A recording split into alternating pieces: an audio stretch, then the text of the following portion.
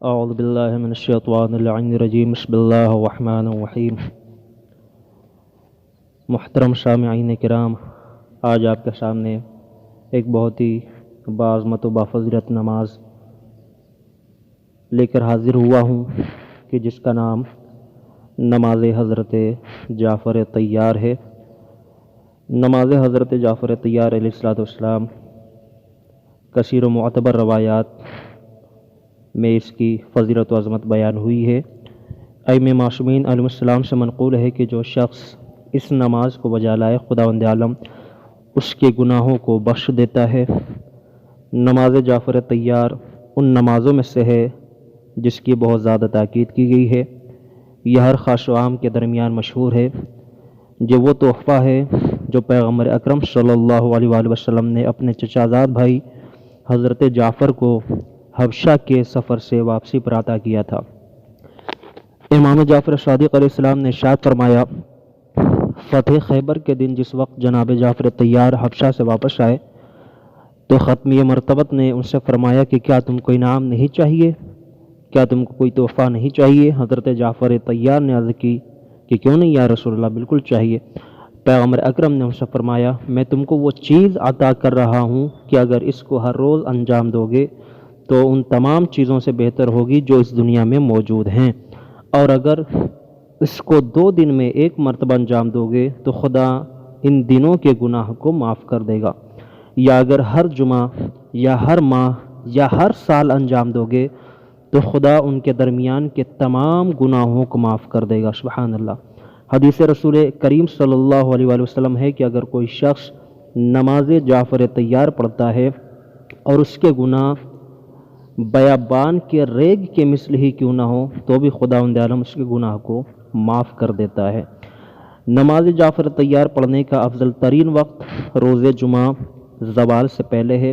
اس نماز کو نافل شب یا نافل روز میں بھی شمار کر سکتے ہیں، اور ایک روایت میں ہے کہ نماز جعفر طیار کو نافل مغرب کی نیت سے بھی پڑھ سکتے ہیں۔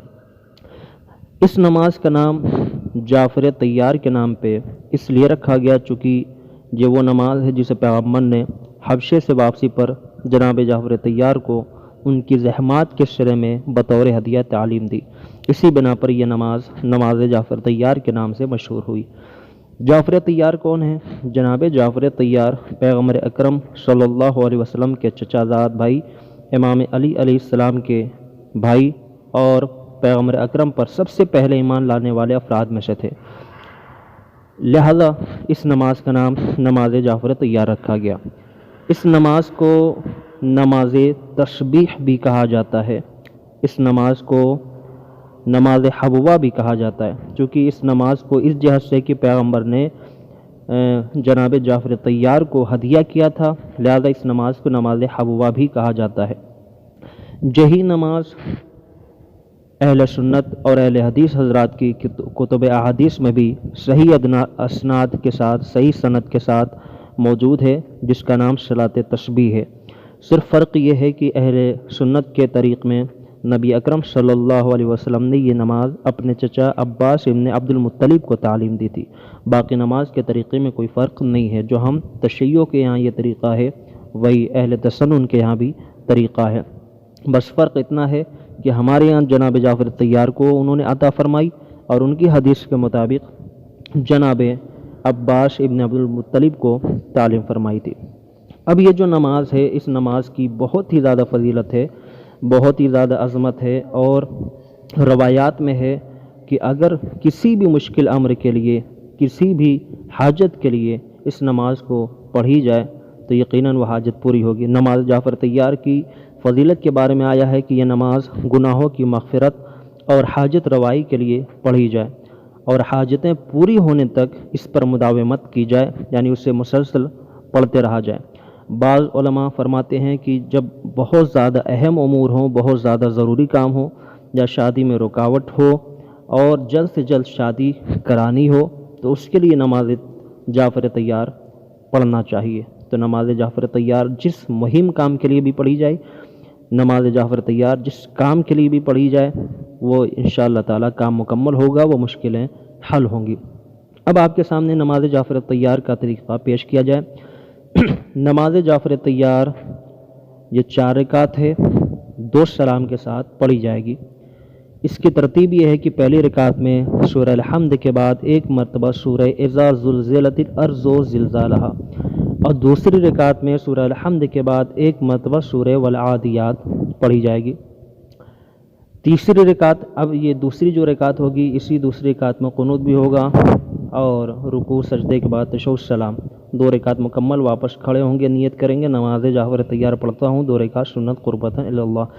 تو اب یہ اگرچہ دوسری نماز کی یہ پہلی رکعت ہوگی، لیکن مکمل نماز کے حساب سے یہ تیسری رکعت ہوگی۔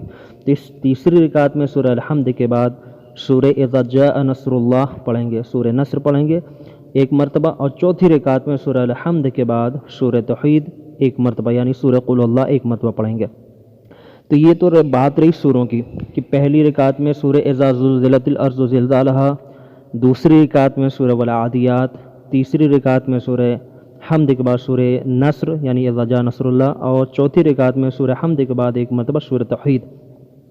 لیکن ہر رکعت میں سورہ حمد اور جو سورہ بتایا گیا ان سوروں کو پڑھنے کے بعد 15 مرتبہ تسبیحات اربع پڑھنا ہے۔ تسبیحات اربع یعنی جو آپ نماز ظہرین، نماز ظہر اور عصر کی آخری 2 رکعتوں میں پڑھتے ہیں، یا نماز مغرب کی آخری رکعت میں پڑھتے ہیں، یا نماز عشاء کی تیسری اور چوتھی رکعت میں پڑھتے ہیں تسبیحات اربع، یعنی سبحان اللہ والحمد للہ ولا الہ الا اللہ واللہ اکبر۔ ہر رکعت میں سورہ حمد اور دوسرا سورہ جو معین بتایا گیا اس کے پڑھنے کے بعد 15 مرتبہ تسبیحات اربع پڑھنا ہے۔ پھر یہی تسبیحات اربع 10 مرتبہ رکوع میں پڑھنا ہے۔ پھر یہی تسبیحات اربع رکوع سے سر اٹھانے کے بعد 10 مرتبہ پڑھنا ہے۔ پھر پہلے سجدے میں بھی 10 مرتبہ پڑھنا ہے۔ پہلے سجدے سے سر اٹھانے کے بعد 10 مرتبہ تسبیحات اربع پڑھنا ہے۔ پھر واپس دوسرے سجدے میں بھی جا کر 10 مرتبہ تسبیحات اربع پڑھنا ہے۔ دوسرے سجدے سے سر اٹھانے کے بعد بھی 10 مرتبہ تسبیحات اربع پڑھنا ہے، یعنی ایک رکعت میں 75 مرتبہ تسبیحات اربع ہوگی، اور مکمل 4 رکعتوں میں 300 مرتبہ تسبیحات اربع ہوگی۔ مستحب ہے کہ جب نماز کے آخری سجدے میں یعنی چوتھی رکعت کے آخری سجدے میں پہنچے تو تسبیحات اربع پڑھنے کے بعد یہ دعا پڑھیں: بسم اللہ الرحمن الرحیم، سبحان من لبس العز والوقار، سبحان من تعطف بالمجد وتكرم به، سبحان من لا ينبغي التسبيح إلا له، سبحان من أحصى كل شيء علمه، سبحان ذي المن والنعم، سبحان ذي القدرة والكرم، اللهم إني أسألك بمعاقد العز من عرشك ومنتهى الرحمة من كتابك واسمك الأعظم وكلماتك التامة التي تمت صدقا وعدلا، صل على محمد وأهل بيته وافعل بكذا وكذا کذا و کذا کی جگہ اپنی دعائیں طلب کریں۔ جناب شیخ و سید نے حضرت مفضل ابن عمر سے روایت کی ہے کہ میں نے ایک روز حضرت امام جعفر صادق علیہ السلام کو دیکھا کہ امام نے نماز جعفر طیار ادا فرمائی اور اپنے دست مبارک کو بلند کیا اور یوں کہنا شروع کیا: یا ربی یا ربی یا ربی یا رب، یعنی جتنی دیر تک ایک سانس میں کہہ سکتے ہیں جتنی مقدار پر امام نے اپنی سانس کی مقدار پر یا رب کہا۔ پھر یا ربا یا ربا یا ربا، جس قدر سانس نے اجازت دی امام نے یا ربا کہا۔ اسی طرح رب رب رب ایک سانس بھر امام نے فرمایا۔ اس کے بعد یا اللہ ایک سانس بھر امام نے فرمایا۔ پھر اس کے بعد یا حیو یا حیو یا حیو ایک سانس کی مقدار پر امام نے اسے فرمایا۔ اسی طریقے سے یا رحیم امام کہتے رہے۔ پھر اسی روش سے امام یا رحمان یا رحمان یا رحمان جب تک کہ سانس نہیں ٹوٹ گئی امام فرماتے رہے۔ پھر اس کے بعد 7 مرتبہ امام نے فرمایا یا ارحم الراحمین یا ارحم الراحمین، یہ کہہ کر آپ نے یہ دعا پڑھی: بسم اللہ الرحمن الرحیم، اللہم انی افتتح القول بحمدک وانطق بالثناء علیک وامجدک ولا غایۃ لمدحک وأثني عليك ومن يبلغ غاية ثنائك وأمد مجدك وأن لخليقتك كنه معرفة مجدك وأي زمن لم تكن ممدوحا بفضلك موصوفا بمجدك عوادا على المظلمين بحلمك تخلف سكان أرضك عن طاعتك فكنت عليهم عطوفا بجودك جوادا بفضلك عوادا بكرمك يا لا إله إلا أنت المنان ذو الجلال والإكرام۔ پھر حضرت نے مجھ سے فرمایا اے مفضل جب تمہیں کوئی خاص حاجت درپیش ہو تو نماز جعفر طیار کو پڑھ کر یہ دعا پڑھو اور اپنی حاجت کو خداوند عالم سے طلب کرو تاکہ وہ تمہاری حاجت پوری ہو جائے۔ اب آخر میں ذکر دیا جائے کہ اگر کسی کو بہت زیادہ مشکل ہو، بہت بڑی مشکل ہو تو جمعے کے روز زوال سے پہلے غسل کر کے بیابان میں جا کر نماز جعفر طیار پڑھے اور نماز کے بعد اپنے گھٹنوں کو زمین پر ٹیک کر یہ دعا پڑھے۔ بسم اللہ الرحمن الرحیم یا من اظہر الجمیل وستر القبیح یا من لم یؤاخذ بالجریرہ ولم یہتک الستر یا عظیم المن یا کریم الشفح یا حسن التجاوز یا باسط الیدین بالرحمہ یا منتہا کل نجوہ یا غایت کل شکوہ یا عون کل مستعین یا مبتدئا بالنعم قبل استحقاقها یا ربا یا رباہ یا ربا۔ اس کے بعد 10 مرتبہ کہے یا اللہ یا اللہ یا اللہ، 10 مرتبہ کہے یا سیدہ یا سیدہ یا سیدہ، اس کے بعد 10 مرتبہ کہے یا مولا یا مولا یا مولا، اس کے بعد 10 مرتبہ کہے یا رجانا یا رجانا یا رجانا، اس کے بعد 10 مرتبہ کہے یا غیاسا یا غیاسا، اس کے بعد 10 مرتبہ کہے یا معطی الخیرات، اس کے بعد 10 مرتبہ کہے صلی علی محمد کثیرا طیبا کہ افضل ما صلیت علی احد من خلقک۔ اس کے بعد اپنی حاجت طلب کرے، انشاءاللہ تعالی اس کی حاجت مکمل ہوگی۔ تو یہ نماز جعفر طیار کا یہ طریقہ آپ کے سامنے پیش کیا گیا۔ ایک بار پھر عرض کر دوں کہ نماز جعفر طیار 4 رکعت ہے، 2 رکعت کر کے پڑھی جائے گی۔ پہلی رکعت میں سورہ الحمد پڑھنے کے بعد سورہ اذا زلزلت الارض زلزالہا سورہ زلزال پڑھیں گے۔ دوسری رکعت میں الحمد کے بعد 1 مرتبہ سورہ والعادیات پڑھیں گے۔ تیسری رکعت میں سورہ الحمد کے بعد سورہ نصر اذا جاء نصر اللہ پڑھیں گے۔ چوتھی رکعت میں سورہ حمد کے بعد سورہ قل اللہ پڑھی جائے گی، اور اس کے بعد یہ ہر رکعت میں الحمد اور دوسرا سورہ پڑھنے کے بعد 15 مرتبہ تسبیحات اربع سبحان اللہ والحمد للہ ولا الہ الا اللہ واللہ اکبر۔ رکوع میں 10 مرتبہ تسبیحات اربع، رکوع سے کھڑے ہونے کے بعد 10 مرتبہ تسبیحات اربع، پہلے سجدے میں بھی 10 مرتبہ تسبیحات اربع، پہلے سجدے سے سر اٹھانے کے بعد جب بیٹھتے ہیں بیچ میں 2 سجدوں کے درمیان 10 مرتبہ تسبیحات اربع، واپس سجدے میں جو دوسرا سجدہ ہوگا اس میں بھی 10 مرتبہ تسبیحات اربع، دوسرے سجدے سے سر اٹھانے کے بعد بھی 10 مرتبہ تسبیحات اربع، ہر رکعت میں 75 مرتبہ تسبیحات اربع ہوگی۔ مکمل 4 رکعت میں 300 مرتبہ تسبیحات اربع ہوگی۔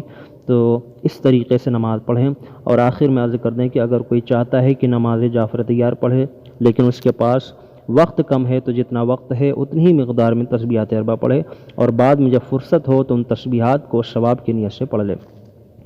اگر صرف اتنی فرصت ہو کہ فقط 2 رکعت ہی بطور کامل یعنی تسبیحات اربع کے ساتھ پڑھ سکتے ہوں تو ان 2 رکعتوں کو پڑھ لیں، اور باقی 2 رکعت کو جب فرصت ملے تو پڑھ لیں۔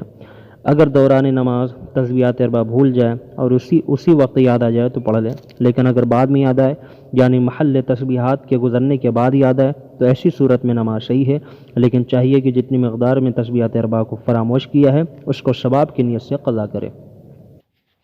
نماز جعفر طیار کا ثواب ہدیہ کرنا مردے کی روح کے درجات کو بلند کرتا ہے اور خود انسان کو بھی ثواب ملتا ہے۔ ہدیہ جتنا بلند ہوگا اتنا ہی مقام بالا ہوگا، اور اتنا ہی ہدیہ کرنے والے کا مقام بھی بلند ہوگا۔ حرم ائمہ معصومین علیہ السلام میں نماز جعفر طیار کا ثواب 1000 حج اور 1000 عمرے سے بھی زیادہ ہے۔